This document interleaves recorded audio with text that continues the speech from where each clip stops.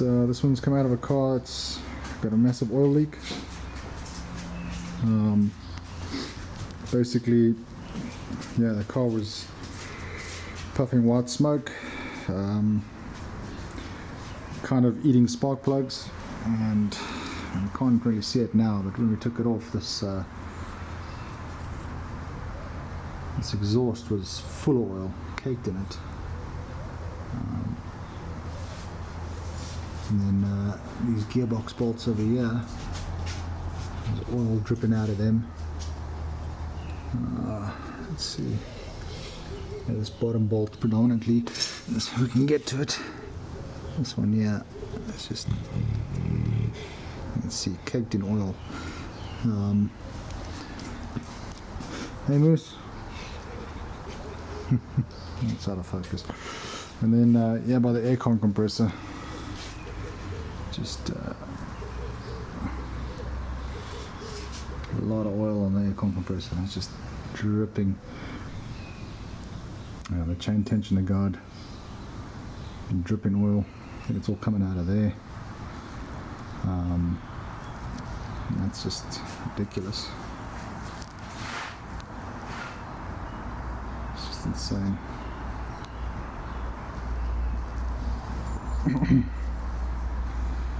The sump doesn't seem to be leaking. If I go this side,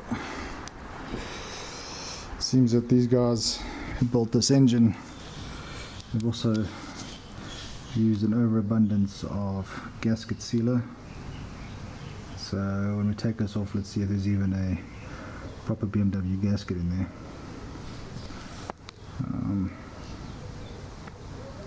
Yeah, gonna be interesting.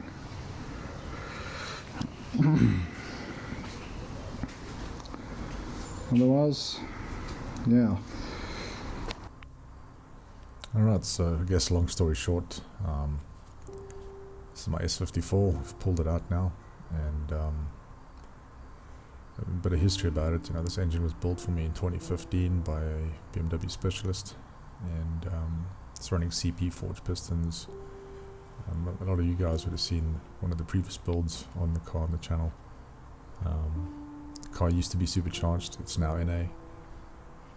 Anyway, it you know, for the past 7 years it's been reliable. I've driven the car quite a lot. I drive it every day.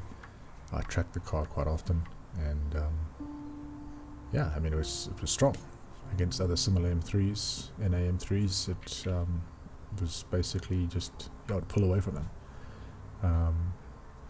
So I was pretty happy with the car, enjoying it. But about somewhere around in, I think, 2018, it developed a bit of a hesitation, and it would start misfiring. We soon discovered that it actually ate a spark plug. As you can see on the screen now, that damage mark, that's actually from one of the spark plugs that the engine ate. Happened first in cylinder 2, which is the cylinder we're currently looking at, and then you know, we replaced the spark plug and the car ran fine for another year. And then it was early 2020, happened again, and that's cylinder 1, which you can see now. It's also got all the pitting marks, and it ate a spark plug again. And I can't tell you why. I still don't know why it was, the spark plugs were exploding. But what the car did develop, and what the car's had for, I mean, since the day it was built, it's had an oil leak. And I'd taken it back multiple times to try and find what the cause of this oil leak is. And you can see on the screen the damage from the spark plug on cylinder 2. As you can see, that piston is completely pitted. But yeah, going back to the story, the car was leaking oil for, I mean, since basically the first year of me getting it back from the engine builder. And I'd taken it back multiple times to fix the oil leak, and it would go away and then come back, and go away and come back. And some months was worse than others. I mean, there was sometimes I'd have to put 1 liter or 2 quarts of oil in every 2 weeks. I mean, it was getting ridiculous. So getting back on track, so the car developed this misfire, and in about early 2020, the misfire came back, and I thought, geez, the car's eating a spark plug. So we pulled all the plugs were fine. and not one spark plug had been blown. So thinking to myself, what's going on here? Put the spark plugs back in, and suddenly the car was fine. Car drove fine for about 6, 7, 8 months, and then it happened again. I was out at the time and stuck in the middle of nowhere, thinking, geez, now I got to phone someone to pick the car up. So I drove kind of to the side of a service station, and suddenly the car was fine again. So it would develop this misfire, and then the misfire would go away on its own. And then earlier this year, 2022, it happened again, but this time the misfire never corrected itself, and I was able to get home, pulled the spark plugs were fine, changed all the coils were fine, checked all the electronics, checked the fuel filter, ran the codes, nothing.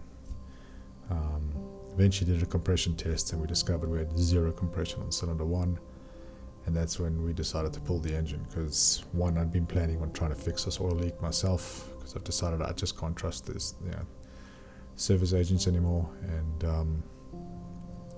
I just figured I needed to do this right. So I had my friend Terren come over, brought his compression tester. As I said, check compression on cylinder 1, no compression. We then pulled the engine, and these images you're seeing here are during our disassembly. The build quality of this engine is absolutely appalling. There's just gasket sealer everywhere.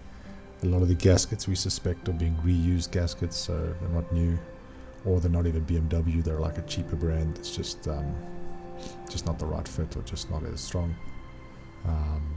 And so it's just, this thing was held together with duct tape and glue basically, and no wonder why it was leaking through pretty much every orifice. Anyway, so that's obviously not the real reason for the engine failing. We're then able to take the exhaust off, and we're able to look inside, and we saw that there was a valve stuck, and so the valve in cylinder 1 was stuck open, and that's obviously a bad thing. So we pulled the head. We found that the valve on cylinder 1 had hit the piston on cylinder 1. So I was able to send the head off to a specialist, Sean van der Linde. It's actually the father of the current DTM world champion, Sheldon van der Linde. He himself was a champion race car driver. Anyway, he develops race car cylinder heads, and so we had him take a look at it, and he came back and reported that the valve had failed. What actually happened is there's the grooves on the valve where the keeper or cotter grab onto had slowly over time, probably due to the high RPMs of constant track days, and it being 21-year-old valves, they'd slowly ground away, and the keeper had failed, had let go. And what was probably happening when we were having the misfire is the keeper was slowly letting go, and the valve would stick open for a bit. How the piston would hit the valve, I don't know, because this is an interference engine. The piston should hit the valve, so it's a bit confusing as to what was happening there whenever I had the misfire. This is just assumptions. I don't think it's correct, but we're trying to figure out why it was doing that. Anyway, needless to say, this time the piston did hit the valve, and the valve was bent and stuck open. So basically, here I am rebuilding the engine. This series is going to be quite an in-depth series in how to build an S54. Hopefully you guys can learn something.